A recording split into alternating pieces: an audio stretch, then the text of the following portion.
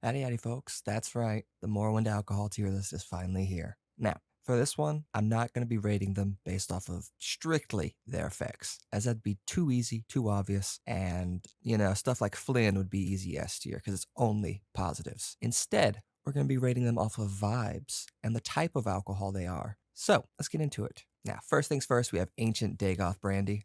I'm going to give it C tier. The only thing keeping it out of D tier is maybe because it's aged so much, it's probably pretty good. But personally, I can't support the sixth house. They might be the tribe unmourned, but I can't support them. I refuse to purchase their booze. Now, next up, we have Grief. Good Now, apparently, grief. this is technically brandy made with comberry. You know, that berry you find on the side of the road everywhere on the western side of the map. I'm giving this a B. As we go forward, you'll see a lot of stuff is made with comberry. And by a lot, I mean like a fourth. There's only 8. But for a B tier, I just think its bottle is kind of lame.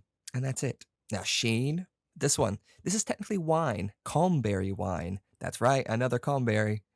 It's a C tier. Its bottle is off-putting to me. Also, its name is very lame. Now, Cyrodiilic Brandy, maybe I'm an Imperial simp, but I think this is A tier. Every time I'm pulling up to the function with Cyrodiilic Brandy, you know people are popping off. And don't act like you wouldn't be either. All right, Cyrodiilic Brandy is where it's at.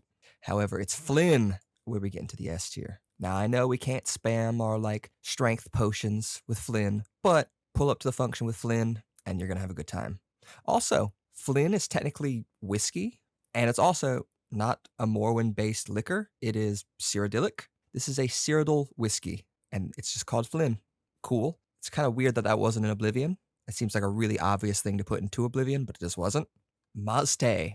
Now, Maste in the files is just called local brew. No idea what it's made out of, but I think it'd be really funny if it was made out of Kwama eggs. You let me know what would be the funniest thing for it to be made out of. I put an A tier for Maste. I feel like this would be my drink of choice if I couldn't have some top dollar stuff like the Cyrodiilic imports of Flynn and Brandy. Sujama, I think this one's another. I'll go another A tier. I think it has the best name. It's the most fun for me to say, like Sujama. Sujama. Now, this is another one where we don't know what it's made out of, and I think that adds to it.